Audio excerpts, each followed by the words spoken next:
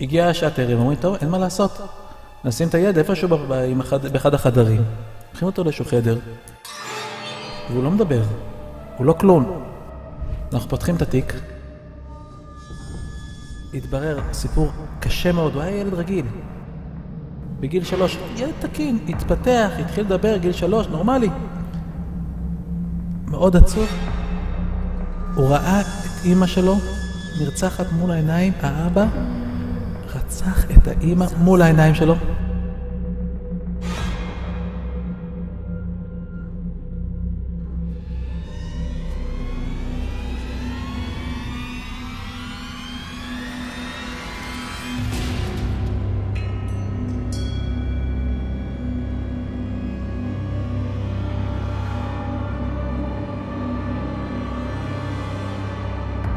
העבירו אותו למשפחות אומנה, הוא התחיל לגמגם, לאט לאט, אחרי תקופה, הפסיק לדבר.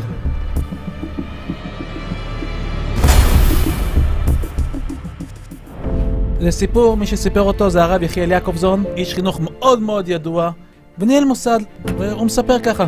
יום אחד אני מגיע למשרד שלי, מצלצל לי הטלפון, אני עונה, המזכירה בצד השני, אומרת לי, הרב יעקובזון, עובדת הסוציאלית, גברת הירש, רוצה להיכנס לדבר איתך. אני אומר, טוב, תכניסי אותה. הגברת הירש נכנסת, אומרת לי, הרב יעקובזון, יש לי ילד, אני חייבת שתאשפז אותו פה. מה הילד הזה עשה? למה צריכים לאשפז אותו פה במוסד שלי? היא אומרת לי, הילד לא עשה כלום, הוא ילד טוב. היא אומרת לו, יש לו איזשהו בעיה קטנה של דיבור, איזשהו לקות דיבור. אבל גברת הירש, אני אומר לה, את יודעת, המוסד שלי פה זה מוסד לעבריינים, כאלה שעקרונית היו שמים בכלא, רק הם מדי צעירים ולא מתאימים לחברה שם. למה בן אדם, ילד עם בעיית דיבור צריך להיכנס למוסד של עבריינים? היא אומרת לי, איך אתה אומר לו? עוד לא ראית אפילו את הילד. תביא אותו בזדמנות. היא אומרת, אין בעיה, הוא פה. נכנס ילד כזה עם פחד, אימה בעיניים. אני שואל אותו איך קוראים לך? הוא אומר לי, לא הבנתי איך קוראים לך? אתה רוצה לה איזשהו משהו לשתות, לאכול? אני פשוט הייתי נבוך, לא ידעתי מה עושים. והוא אומר לי, טוב, אני קם להביא לו איזשהו משהו. ברגע שאני קם, הילד קם מהכיסא ובורח, רץ, ברח לדלת, הולך. אז אני יוצא החוצה להגיד לעובדת הסוציאלית שמצטערים, זה לא מתאים. אני יוצא למזכירה, אני שואל אותה, איפה הגברת? היא אומרת לי, היא הלכה. מה זאת אומרת הלכה? הילד פה. כל כולו רועד מפחד, פשוט כל הזמן רועד מפחד. היא השאירה את הילד, השאירה את התיק שלו, ונעלמה. אני לא יודע מה היה לה. אנחנו מייצרים קשר עם הרשויות, למצוא לשם מוסד, משפחה, שום דבר. הגיעה השעת ערב, אומרים, טוב, אין מה לעשות. נשים את הילד איפשהו באחד החדרים. לוקחים אותו לאיזשהו חדר, והוא לא מדבר, הוא לא כלום. אנחנו פותחים את התיק, התברר סיפור קשה מאוד, הוא היה ילד רגיל. בגיל 3, ילד תקין, התפתח, התחיל לדבר, גיל 3, נורמלי. מאוד עצוב. הוא ראה את אמא שלו נרצחת מול העיניים, האבא רצח את האמא מול העיניים שלו.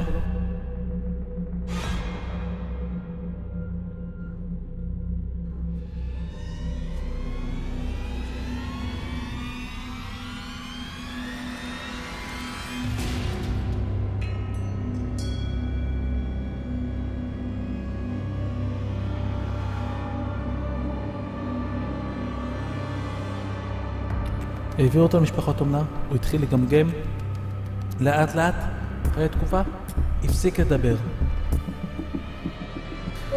והילד יצא פה, ואין שום תקשורת מינימלית. אנחנו יושבים בצוות, אומרים, רק שנייה, איך מתקדמים עם יעקב הזה? מה עושים איתו? החלטנו, אנחנו ננסה לטפל איתו לאט לאט, נתקדם איתו. דבר ראשון, צריכים לשתול לו בראש שהוא מדבר. מבחינתנו, יעקב מדבר. מה עשינו? כל פעם, אתה יודע, התחלנו לעקוב אחריו, עשינו פשוט טבלה מסודרת, כל דבר שראינו שהוא נהנה. רשמנו, יעקב אוהב ככה וככה, יעקב לא אוהב ככה וככה. ואז שאלות פיקטיביות, סתם. יעקב, אתה רוצה ללכת לבריכה? יעקב אומר, אנחנו פשוט, כל הצוות קיבל הנחיה. ברגע שאתה שואל אותו, עד אז לא היינו שואלים כלום. מגיעים אליו, אנחנו עושים בדיקה, מי רוצה ללכת לבריכה, מי לא רוצה ללכת לבריכה? יעקב, אתה רוצה ללכת לבריכה? יעקב. המדריך אומר, טוב יעקב, אמרת שאתה רוצה ללכת לבריכה. ככה שבועות, כל פעם אמרת כן, אמרת לא, אמרת כן, אמרת לא, וזהו, זה לא יתקדם משום מקום. אחרי אחרי תקופה, החלטתי, אני חייב להתקדם איתו. פשוט חייב. חשבתי מה עושים. שעשיתי משהו מאוד קשה, מאוד אכזרי, ואני אספר מה עשיתי. בחדר אוכל, במוסד שלנו, היה מקומות, כל אחד היה לו את המקום שלו קבוע. לא רק שהיה מקום קבוע, גם האוכל היה מחולק. כל פעמיים בשבוע, היה שני וברביעי, כל פעם היה מגיע מעדן, אתה יודע, יש פשוטים, בדי, איך קוראים לזה? בדי, מילקי, לא יודע מה. כל אחד, מה שלא יהיה. מה שלא יהיה, בדי כזה פשוט. כל אחד על הצלחת שלו, היה מגיע לו, מחכה לו הבדי שלו. ואני ראיתי שמאוד אוהב את הבדי. פשוט ראיתי שהילד אוהב את הבדי הזה. החלטתי לו קסם, אני עושה לו תרגיל. אני הגעתי לחדר אוכל באותו בוקר, שחילקו את זה.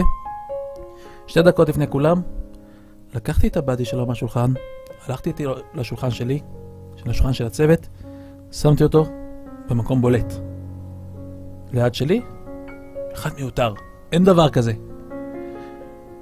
הילדים נכנסים, יעקב נכנס, מגיע לשולחן, לכולם יש, לכולם יש. ואני רואה את יעקב מסתכל. עכשיו, אתה היה קשה לי לתאר את זה. זה ילד צעיר, אין לו הרבה הנאות בעולם. אין לו חברה, אין לו תקשורת, הוא באמת כלום. ועד שיש לו משהו קטן זה ההנאה שלו. ולקחתי לו את זה. פשוט לקחתי. אני רואה אותו מגיע, וכל העצב, אני רואה אותו מסתכל כל השולחנות למצוא את הבדי שלו. הוא רואה את זה אצל הצוות. והוא רואה את זה אצלי. ואני מסתכל עליו, ואני רואה בעיניים שלו כזה החלטתיות. אני יודע, אוקיי, החלטה, הוא בא לבקש את זה. ואז נכבה. עוד פעם נכבה. הוא לא ניגש אליי. שבוע עבר, אמרתי אני עושה את זה עוד פעם. עוד פעם, היה מאוד קשה, אבל אני אעשה את זה עוד פעם. לקחתי לו את הבדי. הוא נכנס, ישר להסתכל על הצלחת שלו, רואה שאין, ישר מסתכל על שלי, עם מבט החלטתי, הוא ניגש אליי. ואז הוא אומר לי, ואני אומר לו, יעקב, אני מצטער, אני לא מבין מה אתה רוצה. אני לא מבין מה אתה אומר. והוא אומר לי, יעקב, אני מצטער, אני לא יודע מה זה. ואז הוא מרים את היד, מצביע. מצביע על הבדי. פעם ראשונה, חודשים אנחנו במוסד, פעם ראשונה שמרים את היד, מצביע. ותפסתי את הבדי. אתה רוצה את הבדי? נתתי לו את הבדי, נתתי לו את שלי. פיצוע שבוע שעבר לפחות. איזה יופי.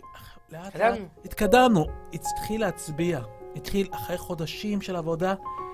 היית שואל אותו, לא משנה כל הסיפור. לאט לאט התחלנו לגרום לו לענן בראש כן, לענן בשלילה. חודשים של עבודה, התקדמנו. הגיע שבוע לפני סיום הלימודים. יעקב עוד לא הוציא מילה מהפה. התחיל תקשורת, הזזת ידיים, מסמן, זה התקדמות אדירה. כי יש איזשהו תקשורת מסוימת, ילדים שלי אותו... תינוק.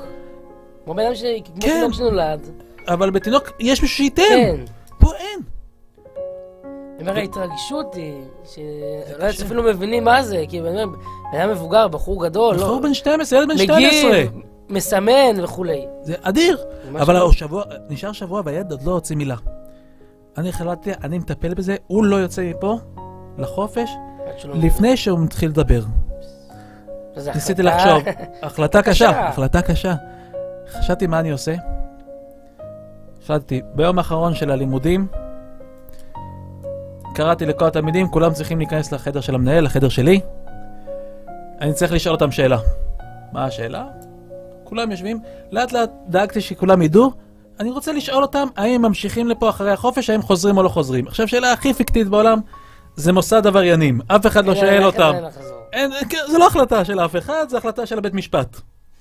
אבל בשביל המשחק, כל ילד נכנס, ואני שואל אותו, בשביל הפרוטוקול, אתה רוצה להיכנס או לא? אתה רוצה להישאר שנה הבאה? לחזור לפה או לא? אז מגיע יעקב, נכנס לחדר. אני ידעתי שכבר יודע את השאלה. אני לא מסתכל עליו, אני מחזיק את המסמכים, ואני שואל אותו, טוב יעקב, רציתי לדעת אם אתה רוצה להמשיך פה אחרי החופש. אני לא מסתכל. ויעקב אומר לי, טוב, אני מוציא את העט, אני אומר, טוב יעקב, אני מבין שאתה לא רוצה. והוא אומר לי, אני לא מסתכל. הוא אומר לי, כן, אני מבין שאתה לא רוצה להמשיך. והוא אומר לי, אני לא מסתכל. אני מבין שאתה לא רוצה להמשיך, זה בסדר. ועוד פעם, אני לא יוצר קשר, מתרכז במספרים, יעקב, זה בסדר, אני לא כועס, אני מבין שאתה לא רוצה להמשיך. ואז הוא צורח. אני אומר לו, יעקב, זה בסדר, אני מבין, אתה לא רוצה להמשיך. והוא פשוט באטרף, אני שומע אותו, ואני לא מסתכל. הוא פשוט באטרף. ואני כזה מסתכל, ואני רואה אותו, רועד, עם הראש, כן, כזה. ועדיין, ואני רואה אותו עושה כן, ואני אומר לו, טוב, יעקב, אני מבין שאתה רוצה ללכת. הוא עושה לי, שלילה. כן, יעקב, אני מבין שאתה לא רוצה להישאר. ועוד פעם, פשוט כמה דקות, צרחות כן, לא. וכל פעם שהוא עושה לי, הוא עושה לי כן, אני אומר לו, כן, אני מבין שאתה רוצה ללכת, אני לא כועס. והוא עושה לי, אני מבין שאתה לא רוצה להישאר. סוף כזה, לא נכון. פשוט צורח, לא נכון. התחיל לבכות. עכשיו, הוא לא היחיד שבכה שם. אני קם. פעם ראשונה, הילד בן 12, מגיל 3, צרח, לא הכי ברור, אבל צרח, לא נכון. אמרתי לו, יעקב, בוא תשים לב. אמרת עכשיו 2 מילים, לא נכון. אז אתה יכול להגיד לא, אתה יכול להגיד נכון, אתה יכול להגיד לא נכון. הילד הזה היום מורה. ולמה? אחרי שהוא עצרתי, שזה הכי אנטיתזה למה שהוא היה. הוצאתי, ההפך הגמור מהבושה, מהלא לדבר. אתה כל היום מדבר, תלמידים, עניינים. הוצאתי לו, היה לי במגירה, הוצאתי, אז היה ווקמן, מכשיר הקלטה, הקלטתי אותו, אומר לא נכון. לא נכון הזה, דבר הלא ברור הזה. לקחתי את הקלטת הזה היה, ושכפלתי את הלא נכון הזה, על כל הקלטת. בשתי הצדדים, לא נכון, לא נכון, לא נכון. באתי ליעקב, יעקב, זה המתנה בשבילך. אני לפני שבערב באתי ללכת, אני עושה סיור חדרים, אני רואה אותו עם הווקמן אוזניות, מקשיב. לא נכון. 12 בלילה אני עושה ביקורת, יעקב ער, מאוזניות, לא נכון. ב4 לפנות בוקר יצא שעשיתי סיבוב, הוא עדיין מאוזניות. ימים על ימים. לא זה. הילד הקשיב, ופשוט רק נכון, לא נכון, לא. זה הכל. אבל מה קרה פה? מה היה קורה אם יעקב הזה היה לוקח את התחושה הרי? ואומר, תראה, בסך הכל, מה אמרתי? לא נכון.